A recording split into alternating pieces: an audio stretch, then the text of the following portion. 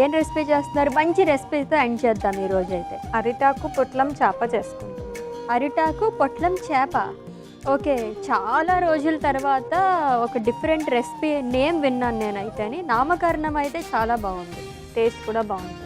Okay, so iron deficiency డిజార్డర్లో భాగంగా అరిటాకు పొట్లం చేప ప్రిపేర్ చేస్తారంటే దీనికి కావాల్సిన పదార్థాలు అంటే ఇప్పుడు చూద్దాం. అరిటాకు పొట్లం చేపకు కావాల్సిన పదార్థాలు: చేప, నూనె, కొత్తిమీర, ఉప్పు, పచ్చిమిర్చి, అల్లం వెల్లుల్లి పేస్ట్, యాలకులు. అరిటాకు పొట్లం చేపకు కావాల్సిన పదార్థాలు చూసాం కదండి. ప్రాసెస్లోకి వెళ్ళిపోదాం.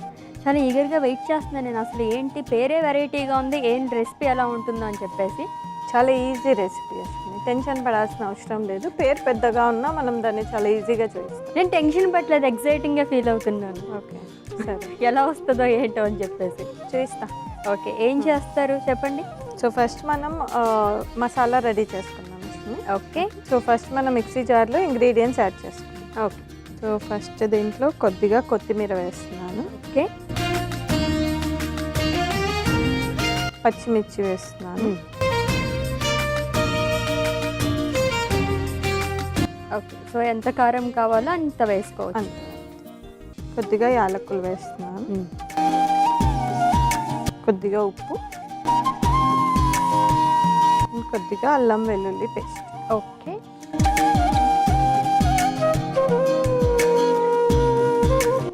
సో దీంట్లోకి కొద్దిగా నూనె వేస్తాను. కొద్దిగా వాటర్, ఒక 2 స్పూన్స్. మనకి పేస్ట్ మరీ గట్టిగా ఉన్నప్పుడు చేపకి పెట్టడానికి అంత కన్సిస్టెన్సీ బాగోదు కాబట్టి కొంచెం వాటర్, 1 స్పూన్. సో దీన్ని మనం ఇప్పుడు మిక్సీ పట్టేసుకుందాం. డన్.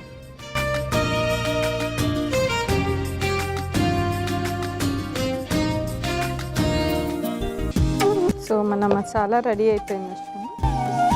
నెక్స్ట్ మనం చేపకి మసాలా పట్టిస్తాం. అశ్విని, నాకు ఒక ప్లేట్ ఇవ్వరా? సో ఫస్ట్ మన చేప ముక్కని దీంట్లో వేసేసుకుందాము. ఓకే, సో దీనికి మసాలా పట్టించాం.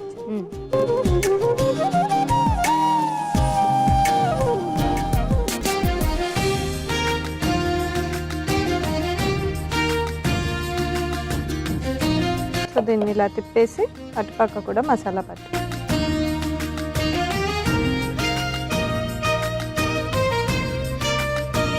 సో దీని మీద కొద్దిగా ఆయిల్ వేస్తాను. ఓకే, సో దీన్ని మనం ఇప్పుడు పొట్లం లాగా కట్టేస్తాం.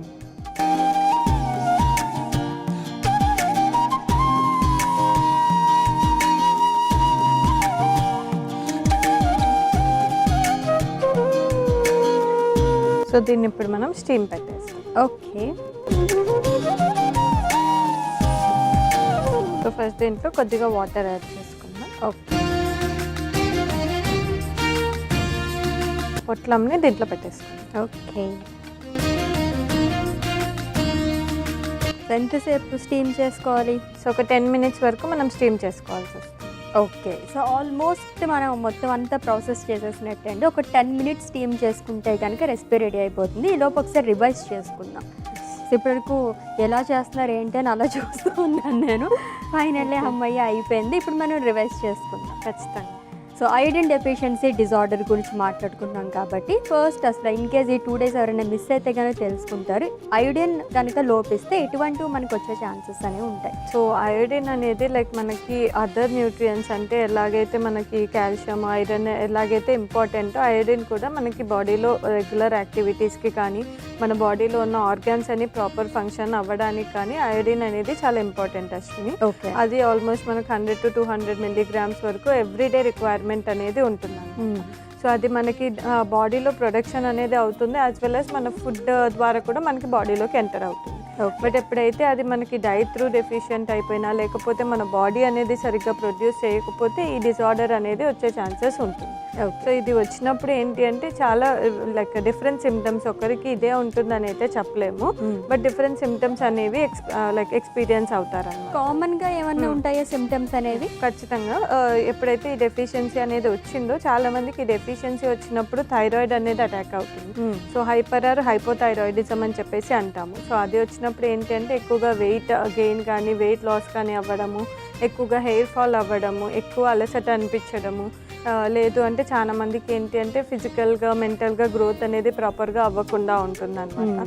అండ్ ప్రెగ్నెన్సీ వాళ్ళకు కూడా ఇది ఎక్కువగా చూస్తాము. అది వాళ్ళకి వచ్చినప్పుడు ఏంటి అంటే వాళ్ళకి ప్రెగ్నెన్సీ డెలివరీ అప్పుడు కొద్దిగా ఇబ్బంది అవ్వడము, ప్రీమెచ్యూర్ డెలివరీ అవ్వడము, కొద్ది రేర్ కేసెస్లో అబార్షన్స్ అట్లా కూడా అయ్యే ఛాన్సెస్ అనేవి ఉంటాయి. సో ప్రెగ్నెన్సీ టైంలో అంటే ఓకే అన్ని టెస్టులు చేస్తారు కాబట్టి, మిగతా నార్మల్ కేసెస్లో అయితే కనుక ఈ టెస్ట్ ఐరన్ టెస్ట్ అని కంపల్సరీ చేస్తారా? ఇంకేమైనా టెస్ట్ ఉంటాయా? లైక్ నీరసం అంటే ఐరన్ డెఫిషియన్సీ అనుకుంటారు కానీ ఐరన్ డెఫిషియన్సీ అనుకోరు కదా.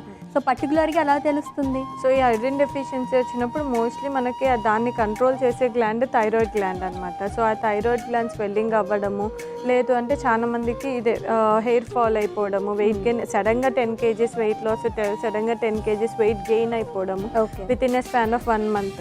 సో ఇట్లా చాలా సివియర్ సిమ్టమ్స్ అనేవి ఉన్నప్పుడు ఆబ్వియస్లీ మనకి థైరాయిడ్ టెస్టే చేస్తారు. బట్ చాలా రేర్ కేసెస్లోనే ఐడిన్ కూడా చెక్ చేసే ఛాన్సెస్ ఉంటుంది. ఓకే. సో ఎటువంటి వాళ్ళలో ఐడిన్ లోపిస్తుందండి? కిడ్స్లో కానీ అండ్ అడల్ట్స్లో కంపేర్ చేస్తే కనుక ఎవరికి ఐడిన్ లోపిస్తుంది? సో ఈ ఐరన్ డెఫిషియన్సీ అనేది అన్ని ఏజ్ గ్రూప్స్లలో వచ్చే ఛాన్సెస్ ఉంటుంది అశ్విని. బట్ మోస్ట్లీ ప్రెగ్నెంట్ ఉమెన్కి ఎక్కువగా వచ్చే ఛాన్సెస్ ఉంటుంది అనమాట. ఓకే. అండ్ మీరు అన్నట్టుగానే ఇన్ కేసు ప్రెగ్నెన్సీ ఉమెన్కి వస్తే కనుక చైల్డ్కి కూడా ఏమైనా ఎఫెక్ట్ అయ్యే ఛాన్సెస్ ఉంటాయా? అంటే వాళ్ళకి ఇనీషియల్ స్టేజెస్లోనే తెలిస్తే వాళ్ళకి ఆల్రెడీ సప్లిమెంట్స్ అనేవి స్టార్ట్ చేస్తారు. బట్ ఇఫ్ ఇన్ కేస్ అది తెలియకున్నా, లేదు అంటే సప్లిమెంట్స్ అనేవి సరిగ్గా తీసుకోకపోతే మనకి బేబీకి కూడా ఎఫెక్ట్ అయ్యే ఛాన్సెస్ ఉంటుంది. సో బేబీకి ఎఫెక్ట్ అయితే మళ్ళీ వాళ్ళకి సప్లిమెంట్స్ అనేవి ఇస్తారు. సో ఫుడ్ ద్వారా అయితే నార్మల్ స్టేజ్కి తీసుకొచ్చేసి ఐరన్ డెఫిషియన్సీ అనేది కొంచెం అంటే అదేమైనా ప్రమాదకరమైందేం కాదు కదా?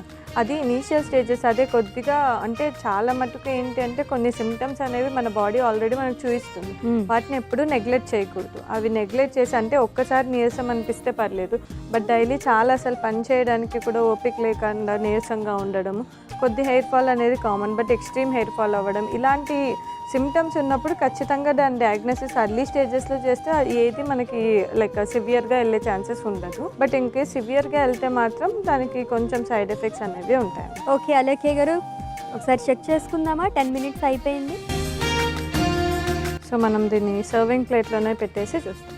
డన్.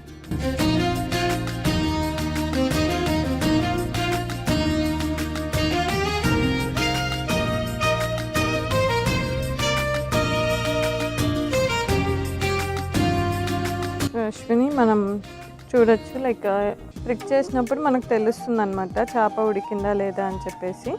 ఓకే. సో మన అరిటాకు పొట్లం చేప అయితే రెడీ అయిపోయింది. టేస్ట్ చేసేసి ఎలా ఉంది? ఓకే. టేస్ట్ చేసే ముందు దీనికి కావాల్సిన పదార్థాలు, తయారీ విధానం ఒకసారి చూద్దాం. అరిటాకు పొట్లం చేపకు కావాల్సిన పదార్థాలు: చేప, నూనె, కొత్తిమీర, ఉప్పు, పచ్చిమిర్చి, అల్లం వెల్లుల్లి పేస్ట్, యాలకులు. అరిటాకు పొట్లం చేప తయారు చేసుకునే విధానం: ముందుగా కొత్తిమీర, పచ్చిమిర్చి, యాలకులు, ఉప్పు, అల్లం వెల్లుల్లి పేస్ట్, నూనె, తగినంత నీళ్లు వేసి మిక్సీ పట్టుకోవాలి. ఇప్పుడు ప్లేట్ తీసుకుని అందులో అరిటాకు, చేప పెట్టి దానిపై మిక్సీ పట్టుకున్న మిశ్రమం, నూనె వేసి పొట్లంలా తయారు చేసుకోవాలి. తర్వాత స్టవ్ ఆన్ చేసి కడాయి పెట్టి తగినంత నీళ్లు వేసి తయారు చేసుకున్న పొట్లం పెట్టి మూత పెట్టి ఒక 10 నిమిషాలు కుక్ చేసుకుని తర్వాత సర్వింగ్ ప్లేట్ లోకి తీసుకుని సర్వ్ చేసుకోవాలి. అంతే, అరిటాకు పొట్లం చేప రెడీ.